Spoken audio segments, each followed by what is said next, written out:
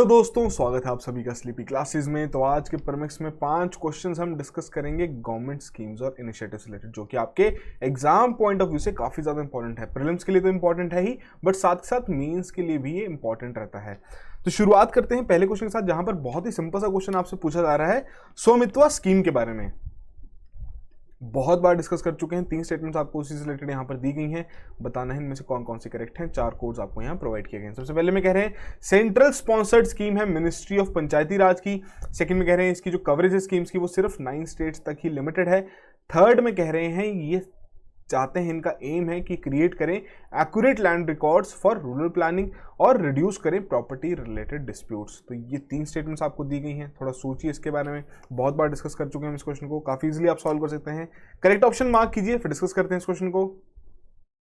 तो देखिए यहां पे जो पहली स्टेटमेंट है स्पॉन्सर्ड स्कीम के बारे में कहा जा रहा है। तो स्पॉन्सर्ड देखिए ये वो रहती है जिसमें जो आपकी स्टेट गवर्नमेंट रहेगी वो भी कंट्रीब्यूशन देगी, बट ये आपकी सेंट्रल सेक्टोरल स्कीम है।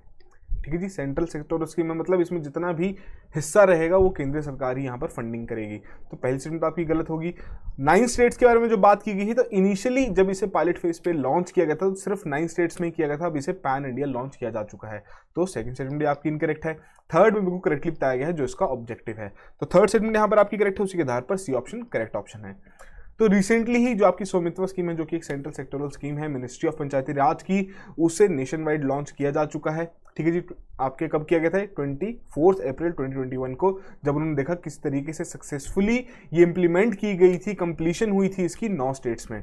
ठीक है जी, अब बेसिक सी बात जो यहाँ पर की गई है, क्या करना है, मैपिंग करनी है लैंड पार्सल्स की जो हमारे रूरल एरियाज है वहाँ पर, ताकि जो बेसिक से जो आपके रिकॉर्ड ऑफ राइट्स की बात की गई है वो प्रोवाइड किए जा सके विलेज हाउस होल्ड ओनर्स को।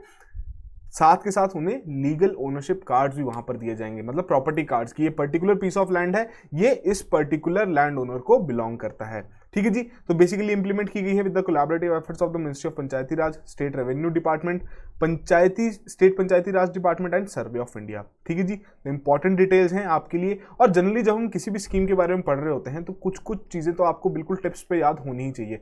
सबसे पहली बात, मिनिस्ट्री या एजेंसी कौन सी इन्वॉल्व है जिसने उसे लॉन्च किया है, कौन से रीजन के लिए वो आपकी लॉन्च की गई है। फिर बात आती है बेसिक सा ऑब्जेक्टिव क्या है उस पर्टिकुलर स्कीम का। ठीक है जी, ऑब्जेक्टिव की बात आ गई। फिर आपकी जो फोर्थ और सबसे बेसिक चीज वो ये है कि उस स्कीम ने अभी तक किस तरीके से परफॉर्म किया। आपको कई बार फैक्चुअल डेटा से रिलेटेड भी क्वेश्चन आ सकता है। ठीक है जी, अगले क्वेश्चन की ओर बढ़ते हैं, जहां पर बात हो रही है ग्लोबल हाउसिंग टेक्नोलॉजी चैलेंज के बारे में। दी गई हैं आपको यहाँ पर 4 स्टेटमेंट्स, आपको बताना है इनमें से कौन कौन स्टेटमेंट्स आपकी करेक्ट हैं। 4 कोड्स आपको यहाँ प्रोवाइड किए गए हैं। सबसे पहले में कह रहे हैं जो आपका लाइट हाउस प्रोजेक्ट है जो कि लॉन्च किया गया है वो आपका जीएसटीसी का ही पार्ट है। सेकेंड में कह रहे हैं जो आपके लाइट हाउस प्रोजेक्ट्स हैं वो प्रपोज किए गए हैं एक सिटी के लिए हर एक स्टेट में। थर्ड में कह रहे हैं जो आपकी ministry of science and technology है, बेसिकली उनके द्वारा ही कॉन्सेप्चुलाइज किया गया है पूरा ये। फोर्थ में कह रहे हैं कि बेसिक्स ऑब्जेक्टिव क्या है कि आइडेंटिफाई करें and main stream a basket of innovative technologies across the globe जो कि सस्टेनेबल भी हो और साथ के साथ डिजास्टर रेजिलिएंट भी हो। तो ये आपको 4 स्टेटमेंट दी गई हैं इसके इस पर्टिकुलर चैलेंज से रिलेटेड। आपको बताना है इनमें से कौन कौन सी करेक्ट हैं। तो करेक्ट ऑप्शन मार्क कीजिए, फिर डिस्कस करते हैं इस क्वेश्चन को। तो देखिए जो आपके लाइट हाउस प्रोजेक्ट्स हैं बिल्कुल करेक्टली यहाँ पर बताया गया है, लॉन्च किए गए हैं जीएसटीसी के ही आधार पर। ठीक है जी, इसी चैलेंज के आधार पर इन्हें लॉन्च किया गया है, बट ये हर एक स्टेट में एक सिटी को कवर नहीं किया गया। किस तरीके से प्रपोजल नहीं रखा गया है, टोटल यहाँ पर 6 सिटीज सिलेक्ट की गई हैं। कौन सी है अभी हम देख लेंगे। तो सेकंड स्टेटमेंट तो आपकी यहाँ पर इनकरेक्ट होगी, और ये जो हमारी मिनिस्ट्री ऑफ अर्बन अफेयर्स है उनके द्वारा ये कंसेप्चुलाइज किया गया है, ना कि ministry of science and tech द्वारा। तो थर्ड स्टेटमेंट भी आपकी यहाँ इनकरेक्ट है। करेक्ट ऑप्शन कौन सी बचती है हमारे पास? फर्स्ट एंड फोर्थ, उसी के आधार पर सी ऑप्शन करेक्ट ऑप्शन है। तो बेसिक चीजें डिस्कस कर लेते हैं कि जो जीएसटीसी के बारे में हमने बात कर ली कि बेसिक से यहाँ पर रखा गया है कि सस्टेनेबल और डिजास्टर रेजिलिएंट टेक्नोलॉजीज जो कि अक्रॉस द ग्लोब फॉलो की जा रही हैं, तो इंडिया में अब उन्हें इंप्लीमेंट करना है। इस पर्टिकुलर आपका जो ये जीएसटीसी है, ये चैलेंज जो है ये उसी के आधार पर रखा गया है। ठीक है जी, तो कौन सी 6 सिटीज थी? इंदौर, राजकोट, चेन्नई, रांची, अगरतला एंड लखनऊ। तो बेसिक सी बात यहाँ पर इसमें यही है जो आपके लाइट हाउस प्रोजेक्ट्स हैं कि 1000 आपके घर यहाँ पर क्रिएट किए जाएंगे, each with physical and social infrastructure facilities. ठीक है जी, तो इसमें क्या है, अलग अलग लोकेशंस पर अलग अलग जोग्राफिकल आपके पैरामीटर्स रहेंगे, तो उन्हीं के आधार पर अलग अलग टेक्नोलॉजीज भी वहाँ पर यूज़ की जाएंगी, अलग अलग अप्रोच रखी जाएगी जब आपके LHPs वहाँ पर रेडी किए जाएंगे, और वही चीज़ आपको यहाँ पर मेंशन भी की गई है। ठीक है जी, तो बेसिक्स इन्फॉर्मेशन है, आपको बेसिक्स आइडिया होना जरूरी है इन सब चीज़ों के बारे में। अगले क्वेश्चन की ओर बढ़ते हैं, थर्ड क्वेश्चन, जहाँ पर आपको पेयरिंग दी गई है स्कीम की और जो मिनिस्ट्री, कौन सी मिनिस्ट्री एजेंसी द्वारा वो लॉन्च की गई है। तो यहाँ पर 3 पेयर्स दिए गए हैं, बताना है इनमें से कौन कौन से इनकरेक्ट हैं। 4 कोड्स आपको यहाँ प्रोवाइड किए गए हैं। पहले में कह रहे हैं सुरक्षित हम सुरक्षित तुम अभियान के बारे में, कि ministry of health and family welfare द्वारा आपका लॉन्च किया गया है। सेकंड में PM स्वनिधि के बारे में कह रहे हैं, बहुत बार डिस्कस हुआ है कि ministry of micro small and medium enterprises द्वारा लॉन्च किया गया है। और थर्ड में कह रहे हैं prime minister employment generation programme के बारे में, कि वो नीति आयोग द्वारा लॉन्च किया गया है। तो 3 आपके पेयर्स यहाँ दिए गए हैं, थोड़ा सोचिए इसके बारे में, करेक्ट ऑप्शन मार्क कीजिए, फिर डिस्कस करते हैं इस क्वेश्चन को। तो देखिए यहाँ पर आपके तीनों के तीनों पेयर्स इनकरेक्ट हैं। डिस्कस करते हैं हर एक स्कीम को कि क्या बेसिक सी बातें रखी गई हैं और किसके द्वारा यहाँ पर ये लॉन्च भी की गई हैं। तो ये जो आपकी सुरक्षित हम सुरक्षित तुम अभियान है, नीति आयोग और जो पिरामिड फाउंडेशन है उनके द्वारा कोलैबोरेटिव यहाँ पर लॉन्च किया गया है। 112 एस्पिरेशनल डिस्ट्रिक्ट्स में लॉन्च किया गया था ताकि वहाँ पर जो डिस्ट्रिक्ट एडमिनिस्ट्रेशन है उन्हें असिस्ट किया जा सके in providing home care support to कोविड-19 पेशेंट्स जो कि असिम्टोमेटिक हैं या उनके माइल्ड सिम्टम्स हैं।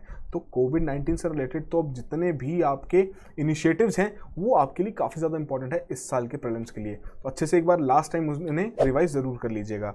फिर बात करें आपके PM स्वनिधि के बारे में, बहुत बार डिस्कस कर चुके हैं। PM स्वनिधि किस चीज़ से रिलेटेड, आपके जो स्ट्रीट वेंडर्स हैं उन्हें स्ट्रेंथन, उन्हें और एम्पावर करने के लिए आपकी स्कीम यहाँ पर लॉन्च की गई है। बेसिक्स ऑब्जेक्टिव्स ये क्या रखे गए हैं कि फैसिलिटेट करना है working capital loan of up to 10,000। खास बात कि ministry of housing and urban affairs द्वारा ये लॉन्च की गई है। उसके अलावा क्या ऑब्जेक्टिव है कि इंसेंटिवाइज करने हैं रेगुलर रिपेमेंट, और साथ साथ जो डिजिटल ट्रांजेक्शन है, जो हमारा डिजिटल इंडिया का ऑब्जेक्टिव है, वो भी आपका इस स्कीम के द्वारा नेक्स्ट स्टेप तक पहुंचेगा। तो वो भी आपको यहाँ पर डिजिटल ट्रांजैक्शंस को भी रिवॉर्ड करना है। तो बेसिक सी बात रखी गई, जितने भी स्ट्रीट वेंडर्स रहेंगे जो कि बेसिकली आपके बेनिफिशियरीज हो सकते हैं स्कीम के, तो उन्हें यहाँ पर नई नई अपॉर्चुनिटीज़ प्रोवाइड की जाएंगी ताकि वो अपने आप को इकोनॉमिक लेडर में और ऊपर ले जा सकें। ठीक है जी, तो बेसिक सी बात यहाँ पर क्या रखी गई है, इंपॉर्टेंट जो आपके लिए है, rules and scheme under street vendors protection of livelihood and regulation of street vending act of 2014। अब इसके आधार पर जितने भी बेनिफिशियरीज आइडेंटिफाई किए गए हैं उन सभी के लिए स्कीम अवेलेबल है।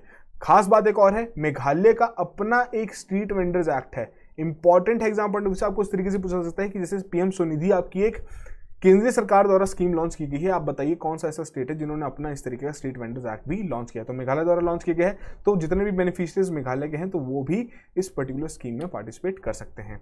तो आई होप आपने इस क्वेश्चन को करेक्टली मार्क किया हो।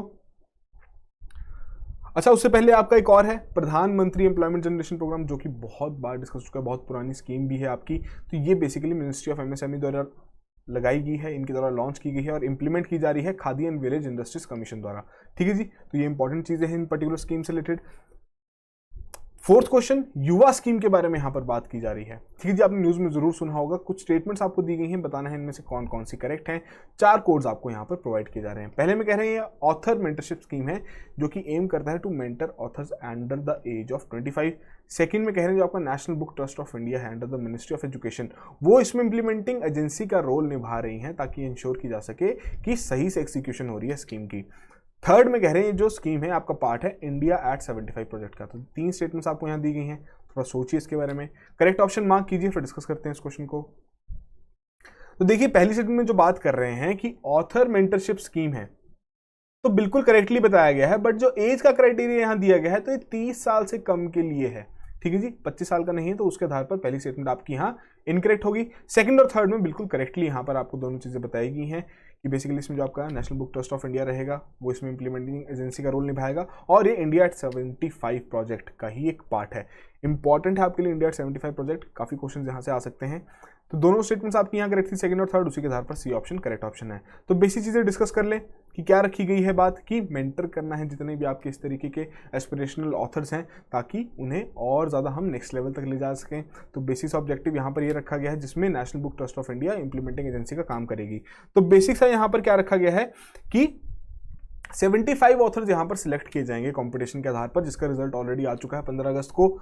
अब उसमें क्या है खास बात कि जितने भी ये ऑथर्स यहाँ पर सिलेक्ट किए जाएंगे उनकी जो भी सबमिशंस रहेंगी उन्हें आपका पब्लिश किया जाएगा जनवरी 2022 में। ठीक है जी। साथ ही साथ इन्हें स्कॉलरशिप भी प्रोवाइड की जा रही है of ₹50,000 per month for a period of 6 months पर ऑथर, जो कि आपकी इस मेंटरशिप स्कीम के आधार पर डिसाइड की जा चुकी है।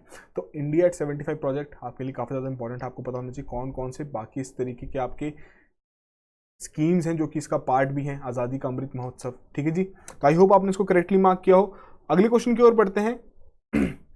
बहुत सिंपल सा क्वेश्चन पूछा गया, जो आपके इनिशिएटिव्स हैं चैंपियंस पोर्टल और स्फूर्ति, बताइए ये आपका कौन सी मिनिस्ट्री के साथ एसोसिएटेड है हमारी भारत सरकार के? क्या ये ministry of micro small and medium enterprises है? क्या ये ministry of electronics and information technology है? क्या ये मिनिस्ट्री ऑफ रूरल डेवलपमेंट है? या क्या फिर ये मिनिस्ट्री ऑफ एजुकेशन है? 4 ऑप्शंस बेसिक से आपको यहाँ दी गई हैं, थोड़ा सोचिए इसके बारे में। जरूर कहीं ना कहीं आपने इन स्कीम्स के बारे में सुना होगा। करेक्ट ऑप्शन मार्क कीजिए, फिर डिस्कस करते हैं इस क्वेश्चन को। देखिए यहाँ पर आपकी करेक्ट ऑप्शन है ministry of micro small and medium enterprises. तो क्या है चैंपियंस पोर्टल, डिस्कस कर लेते हैं। तो ये रही इसकी full form, creation and harmonious application of modern processes for increasing the output and national strength. तो ये है आपका चैंपियंस पोर्टल जिसके बारे में बात की गई। तो बेसिक ऑब्जेक्टिव यहाँ पर क्या है कि यहाँ पर हेल्प करना है एमएसएमईज को कि काफ़ी डिफिकल्ट सिचुएशन चल रही है आपके फाइनेंस से रिलेटेड, रॉ मटेरियल से रिलेटेड, लेबर परमिशन से रिलेटेड, तो उसे यहाँ पर स्ट्रीमलाइन करने की बात करेगा आपका ये पर्टिकुलर पोर्टल। साथ ही साथ नई अपॉर्चुनिटीज़ कैप्चर करने में हेल्प करेगा एमएसएमईज को। और जो यहाँ पर बात रखी गई है कि अभी जितनी भी आपके इंटरनेशनल चैंपियंस हैं या जितने भी नेशनल चैंपियंस हैं उनके साथ भी उन्हें कम्पीट करना है, तो बेसिकली उन्हें यहाँ पर ये हेल्प भी प्रोवाइड करेगा एमएसएमईज को कि वो भी इस लेवल तक पहुँच सकें। वहीं बात करें स्फूर्ति स्कीम के बारे में, तो basically scheme of fund for regeneration of traditional industries, ये आपका इनिशिएटिव है मिनिस्ट्री ऑफ एमएसएमई का, ताकि जो हमारी क्लस्टर डेवलपमेंट है उसे यहाँ पर प्रमोट किया जा सके। जैसे कि आपका khadi and village industries commission है, वो इसकी नोडल एजेंसी है for the promotion of cluster development of khadi. ठीक है जी। तो बेसिकली यहाँ पर आपकी कुछ पहले की स्कीम्स थी जो कि स्फूर्ति के अंडर यहाँ पर इंक्लूड कर दी गई थी। ठीक है जी। तो बेसिक इन्फॉर्मेशन आपकी जितनी भी स्कीम्स आज हमने डिस्कस की हैं, आई होप आपने यहाँ पर अच्छे से परफॉर्म किया हो, 5 आउट ऑफ 5 स्कोर किया हो। बट स्टिल जो भी आपका स्कोर रहा है कमेंट बॉक्स में ज़रूर मेंशन कीजिए और इसी तरीके से रेगुलरली इस इनिशिएटिव को फॉलो करते रहिए। जितना ज़्यादा आप फॉलो करेंगे उतनी ज़्यादा आपकी प्रैक्टिस होगी और उतना ही ज़्यादा आपके जो एक्यूरेसी है एग्जाम में, या हम कह सकते हैं किसी प्रीलिम्स टेस्ट सीरीज में, तो वो आपकी उतनी ही ज़्यादा बढ़ेगी जब आप डेली बेसिस पर कुछ क्वेश्चंस अटेम्प्ट करेंगे। तो जैसे कि आपको पता ही हमने ओपन मॉक टेस्ट कंडक्ट किया था 3 तारीख को, तो वो एक्सटेंड किया जा चुका है 10 तारीख तक। आप जाके चेक कर सकते हैं, डिस्क्रिप्शन में लिंक प्रोवाइड किया गया है। दोनों ही जीएस और सीसैट आपके वहाँ पर अवेलेबल हैं। तो एक बार एग्जाम देने से पहले 10 अक्टूबर से पहले एक बार नेट प्रैक्टिस करना बहुत ज़रूरी है। और हमारे हरियाणा के भाई बंधु जिनका भी प्रीलिम्स क्लियर हो चुका है, तो बेसिकली उनके लिए स्लीपी क्लासेस कुछ कोर्सेज लेके आया है, जैसे कि जनरल स्टडीज़ की आपकी टेस्ट सीरीज़ है यहाँ पर, जिसमें 6 फुल लेंथ टेस्ट यहाँ पर प्रोवाइड किए जाएंगे। ठीक है जी। फिर आपका PSIR और सोशियोलॉजी के ऑप्शनल कोर्सेज अवेलेबल हैं, जिसमें टेस्ट सीरीज भी इंक्लूडेड है। और टेस्ट सीरीज यहाँ पर आपकी सेक्शनल भी है, और कोर्सेज का जितना भी कंटेंट रहेगा एक साथ प्रोवाइड कर दिया जाएगा ताकि एस्पिरेंट अपनी सहूलियत के हिसाब से वहाँ पर उसे पढ़ सके। वहीं बात करें बिहार पब्लिक सर्विस कमीशन के बारे में, तो नोटिफिकेशन आ चुकी है, 12 दिसंबर की डेट सेट हो चुकी है। अगर उनका एनुअल कैलेंडर देखा जाए तो कुछ ही समय बचा है। तो स्लीपी क्लासेज आपके लिए लेके आया है क्रैश कोर्स, जिसमें आपकी जो मेन कंपोनेंट्स हैं, बेसिक साइंसेस हो गए, बिहार जीके हो गए, जनरल इंटेलिजेंस हो गया, ये सभी चीज़ें यहाँ पर कवर की जाएंगी और बहुत ही नॉमिनल प्राइस पे यहाँ पर लॉन्च किया गया है। जितनी भी इससे रिलेटेड डिटेल्स हैं वो यहाँ पर मेंशन की गई हैं। कोर्स ऑलरेडी शुरू हो चुका है, 4 अक्टूबर से इसकी क्लासेस शुरू हो चुकी हैं।